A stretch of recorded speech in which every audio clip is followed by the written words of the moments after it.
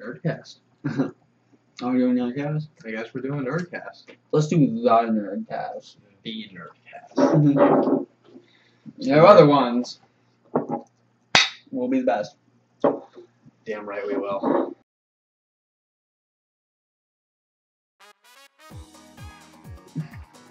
Welcome to the NerdCast. First ever episode. My name's... Fuck. You forgot your own name. I did not forget my own name. You did forget. I scrubbed my line. That's it. Your name is Dane. It's Dane. Is it anymore, man? This is Dane. I'm Justin. And we're already here. Cover Brewskis. Let's retry that. Welcome to the NerdCast. First ever episode. My name's Dane, and this is... Justin. We are here to talk about video games with you guys. See, we're all set up. We got our laptop, got our ice cold beers, we got Cheez-Its, because greatest snack in the world, gotta be honest. But even though they do tend to get into the crevices of the keyboard. But, you know, that's our cross to bear. PC Gaming Master Race woes. At any rate, we're here to talk to you about games. And we might as well start off introducing ourselves, telling you who we are and the kind of games we like. Well, my evolution in games is almost an awkward one. And I remember the turning point is back when I was a kid. It was all about shooters. Halo, Call of Duty, all that. You know, I was one of those kids. Not that there's anything wrong with that. But I distinctly remember the very night that everything changed was when my friends invited me over and said, hey, we have a beta key for this game, StarCraft. And I had heard how much money it was going for and the industry buzz that was like, oh, everyone was excited, so I figured I'd give it a shot. If not, at least copy down the code and sell it on eBay. But I eventually ended up playing it, ended up loving it. Dear God, did I spend so many hours into that. More than you should have. Still more than you should. Really. Anything I've played, I've spent more hours than I should. I mean, but from there, I played a little mod in StarCraft. I think it's Aeon of Strife. And then I heard about League of Legends, and that took over my life for like 5 years. And now I'm a big Dota fan. Still play shooters. I play everything except JRPGs. And here's where opinions start to collide. I myself have arguably been in gaming at least a little bit longer than Dane. Starting with... Whoa. First year. When did you start? H3. Alright, you got me. On par. Okay.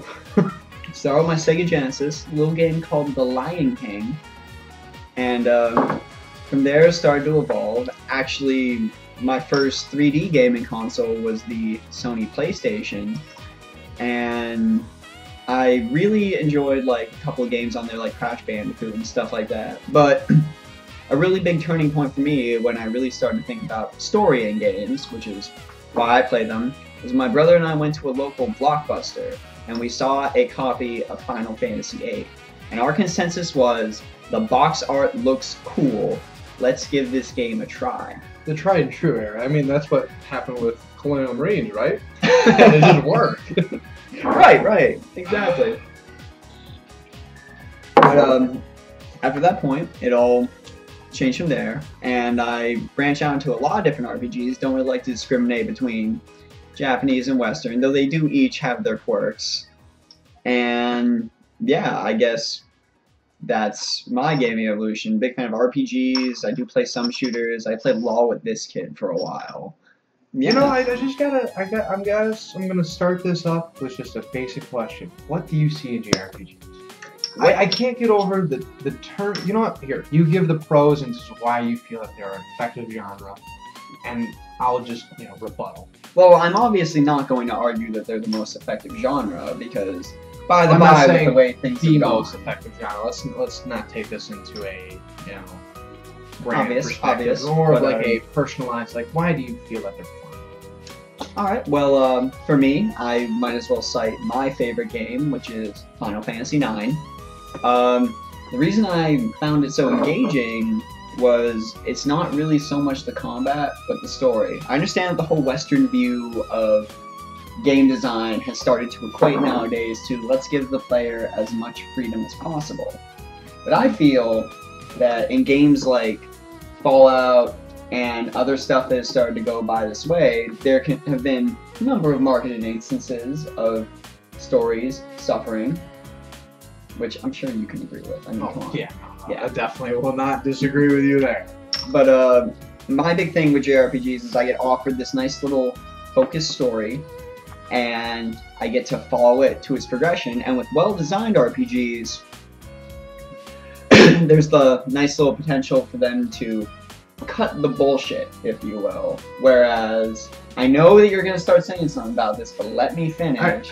Alright, you go ahead. Alright. Going back to Final Fantasy IX, if you felt that you wanted to know more about the princess character, for example, Garnet, you could go on this nice little elaborate side quest chain and then find out everything you need to know about her. So you had the option to flesh her out if you wanted. Didn't want to, you can completely ignore it and face no detriment in the game. So I guess for me it's the most focused story, and some JRPGs I find actually do have a really fun battle system. I do agree that turn-based is kind of archaic. Well, I'm not saying turn-based is archaic, because, you know, even as a kid, I loved Worms. Team 17's one and only good contribution, and that's all they ever needed to do. Honestly, that game is still one of my favorites. I remember playing it with my brother back when he's a closet gamer, definitely. My brother too. Oh my god, my brother. I remember. Not again, this is just his personality. He will sit there and berate something like, "Oh, he's so stupid. Why would you do that?" Like, I still remember. Actually, if I can pull it up here. I know at least half of my hours in TF2, which was one of my biggest games back when, you know, before StarCraft came out. Excellent game. Not that many hours as I used to have, because this is before Steam started tracking the hours, but we had somewhere upwards of 1,500 hours in this game, and at least half of them were hits, you know. So, yeah, I guess I always feel a strong bond between me and Worms, because it's one of the few times me and my brother ever get along.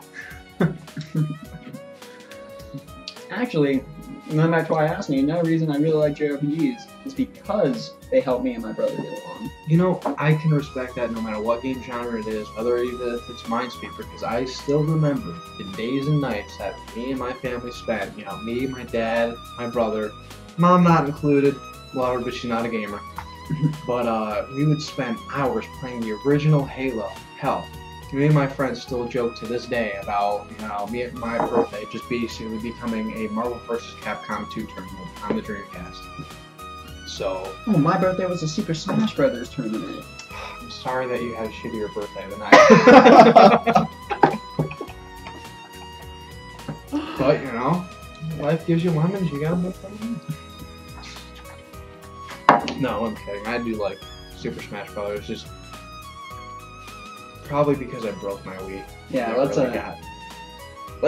You want to get back to the top of your hand? I mean, we kind of segued off of it a lot, but yeah, going back to JRPGs, my brother and I used to fight like all the time, always at each other's throats and all that, until he and I decided that we would, you know, he's passed by the living room, and I was playing Final Fantasy X when it came out. I understand it's kind of sad to be incredibly excited that there's finally voice acting in a video game, but I sat down to play that, and my brother watched me play, and he's like, this thing actually looks pretty neat, I might give it a try. And so he sat down, played it, actually ended up passing me and beating the game for me.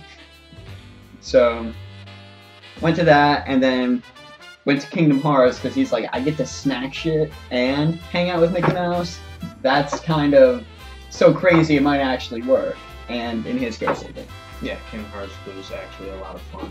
Even though me and my best friend, still spent more time building the gummy ships than we did actually playing the game. See, I actually never touched that mechanic. I had the greatest ship. It was like a square with a carved out interior and just lasers everywhere. And then some of the lasers facing inwards, so we basically become... Has anyone ever seen the Star Trek episode where the Earth, like the planet destroyer, is working its way through the galaxy and just devouring planets? Kind of like that. I'm gonna say most of them have not seen that episode. Well, you know, they should. Watch Star Trek. But why don't you give me your rebuttals about why you don't like JRPGs? No, audience, we are going to get this kid to play some JRPGs. Yeah, there will be a Let's Play of me playing one. And it better not be like fucking Shinogami or that. Are you talking about Persona 4? No, the one by Studio Ghibli. Oh, Ni no Kuni? Ni no Kuni. I got the Ni. Oh, I don't own that. You're gonna be playing Persona 4. Okay. And you know, if it's recommended by Old Biscuit, I'll try it. All right. anyways, But anyway, my rebuttal to the whole JRPG genre is, you know, like, I've always found them to be just extremely linear, you know, a very one-sided track story, but maybe that was just my very narrow experience, because you know what, I guess I'm going to declare that I can't make any judgments on it. I do have my contentions against it, but I remember as a kid I played, what was the game by Bungie? Oni? Not Oni, before that. It was like an RTS. I have no idea. Say this is gonna bug me. Are you seriously gonna go on the internet while recording? Okay, then stop. Someone in the comments will figure out what we are talking about. But I played their RTS back when they were, you know, doing different genres before Halo, and I hated it. Absolutely hated it. I come back after, you know, I'm in the StarCraft phase, and I absolutely loved it. So I guess I played it back when I was a kid, before I really started to respect games for, you know, the different design choices that they make. So right now I hate it, but I don't have any reasons to hate it. I'm stubborn. What can I say? I'm glad that we dug this up, and I'm hoping I can change your mind, especially since you have no real experience with the genre. Limited experience with Final Fantasy III, and oh well, are you talking the one for Super Nintendo, Final Fantasy III for Super Nintendo, or the one for the DS? I never had a DS, so Super Nintendo. Oh well, it's actually arguably considered the best one. So things aren't looking too good for you. We'll give it a shot. I will give it a shot. I will give it a shot, and you all might either hate it or love it, seeing me sit there and being forced through it. I think I'll love it. I'm gonna love it. I'm gonna play it. But well, we actually segued off into JRPGs, which I didn't expect us to do this episode. I thought we were gonna dedicate something entirely else to that. But why don't we talk about what we originally came here to talk about, and talk about our vision that genres, in and of itself, since they are starting to blend, we feel that a lot of games can be narrowed down into one of 3 genres. Yes, I actually started thinking about this back when, you know, and we're not going to talk too much about it because it's still a project that, you know, we're not done with, but, you know, when we started making our own video game, and I started to realize that it's useless to classify a game by, like, platformer, third-person shooter, first-person shooter, because, you know, no one looks for, like, oh, I want the newest first-person shooter. Just because you like Call of Duty doesn't mean you're going to like Halo. So finding and defining those genres isn't really all that effective. Especially when you see, like, in GameTrailers.com, you know, their best first-person shooter of the year award. Like, you know, that's highly subjective, you know. What I think you can boil it down to is what is more successful in one of the 3 genres, and those are competitive, self-exploratory, and storytelling.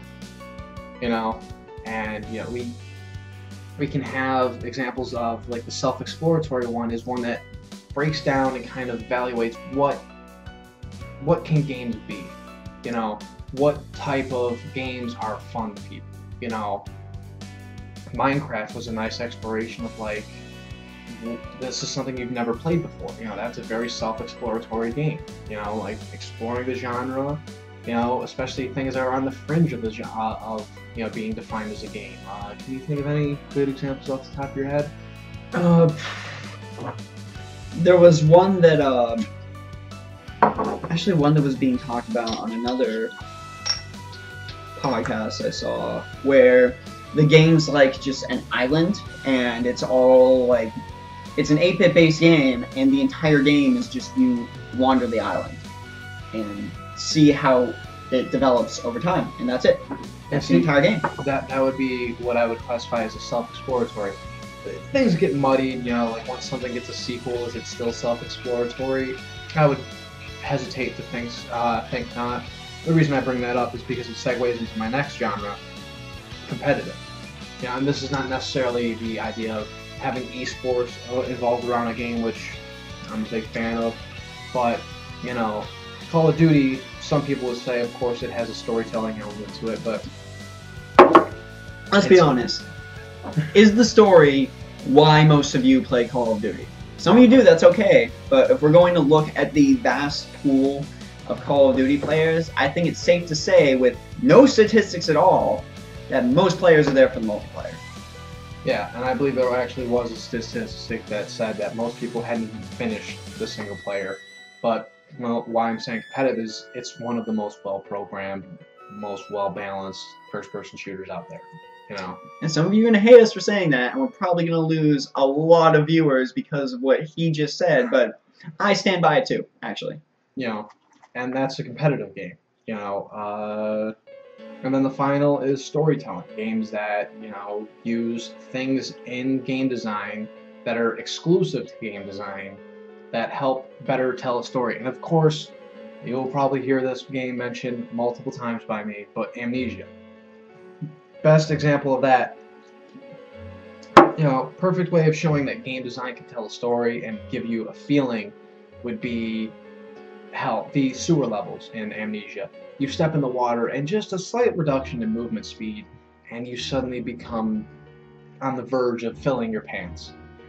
It is probably one of the most terrifying examples of good game design I've ever seen. You know, very limited story, but, you know, just the things that they do set the mood. Kind of like, you know, James Cameron would, you know, frame a shot differently to make you feel something. And that's as far as how I feel about it. But of course, this storytelling genre is also going to include games that really focus on delivering you a narrative.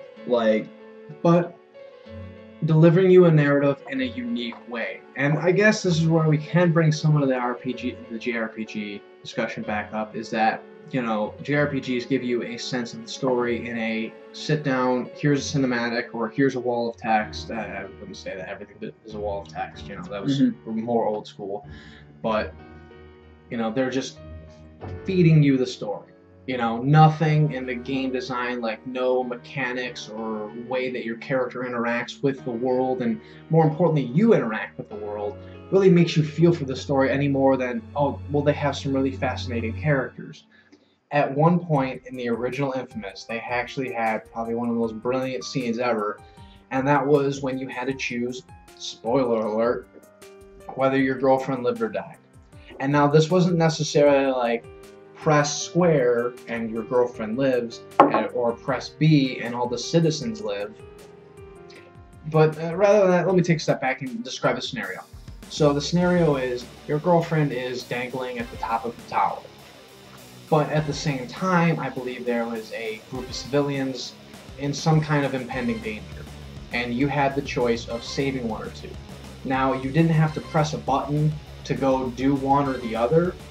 You know, it didn't like say, okay, you press square, now you're on a linear path to go save her, or press circle, and now you're on a linear path to save the citizens. It gave you the option, and more or less the feeling. You know, say you go to save the citizens, your girlfriend is still like a mile that way.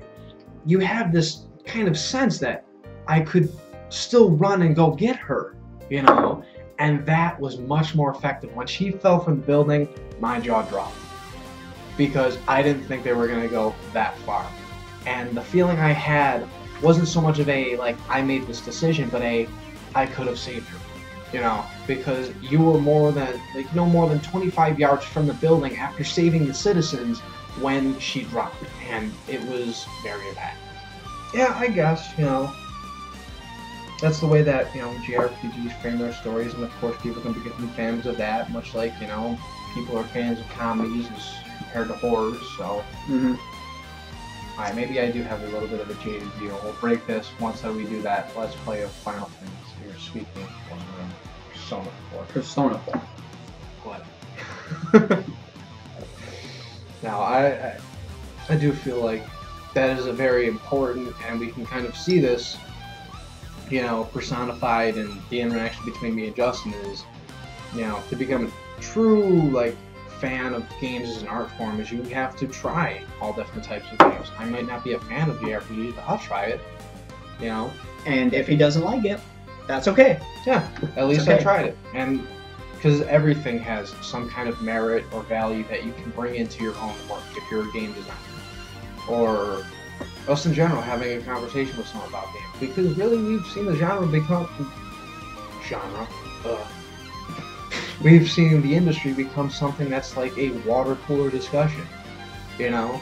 People talk about it more openly, just like they talk about, like, oh, did you see the episode of Lost last night? Is Lost even on anymore? No. Okay, I'm really behind. I'm like unaware Steve. But I guess if you all, like, even if you decide, you know, oh, we're not watching these guys again or whatever, just, if anything, just pull away from this, please. If you really like games, then go out, get informed, talk with your friends about games, and try as many different things as you can, because it's really gonna open your eyes up, and it's always better to have an informed opinion as opposed to an opinion that you can't live. Is that a jab at me? No! I promise! You're still in my apartment, remember? It's true. It honestly is true. If you do respect games as an art form, respect all as an art form. You know, you might not enjoy some, but yeah, please at least take away that. Don't be that guy. Never be that guy. All right. I hate being that guy. And I guess that's it. So, see you next week, I guess. From all of us here at the NerdCast, have a great night. Best night.